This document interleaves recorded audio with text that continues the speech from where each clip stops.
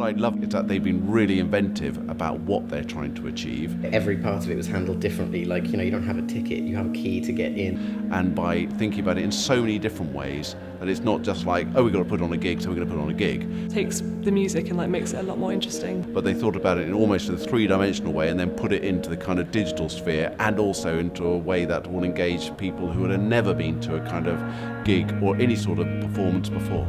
They knew what they was doing, they've done it before. And the result was great. I mean, the show was sold out, which I could not think of a new band doing an EP launch of something brand new that sold out a big venue like that. Production value that you would expect of a band, that were signed. What do you mean, who am I? You were getting involved on two levels. You were listening to the music but also being entertained by watching what was happening and how the music and the art worked together.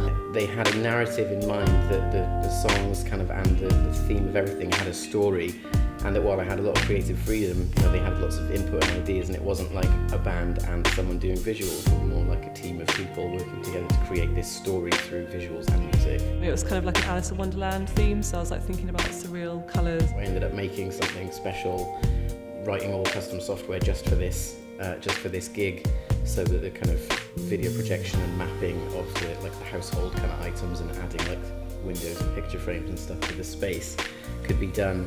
That's something that you don't often see at the moment, is to have multiple mediums of art coming together and being expressed under one performance.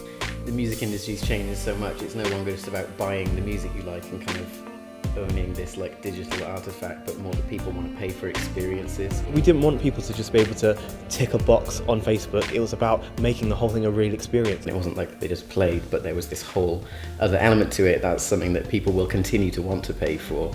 So one of the ways we did that was by handing out a bunch of repainted house keys, some of our favourite places in London, some record shops and some vintage clothing stores. Loved the idea of the keys, to make the audiences be involved before they even got to the gig. I think is a genius idea. And only by getting one of those are you able to come. The night itself was very successful. I enjoyed myself, the band looked as though they were enjoying themselves on stage, and the crowd definitely were enjoying themselves from what I could see. The audience response was really good on the night. Everyone seemed to be loving it. Can we swear on this?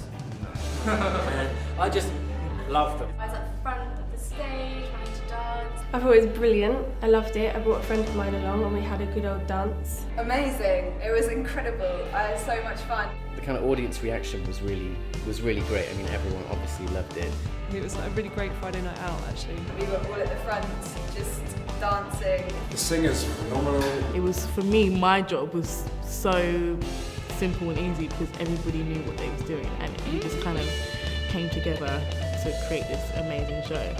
Probably the tightest drummer I've ever met in my life. My friend actually wanted to take the drummer home. I shouldn't say that because she's got a boyfriend, but she loved him. There was something for everyone, good family friendly. I think that the audience came away with something that hopefully they'll cherish.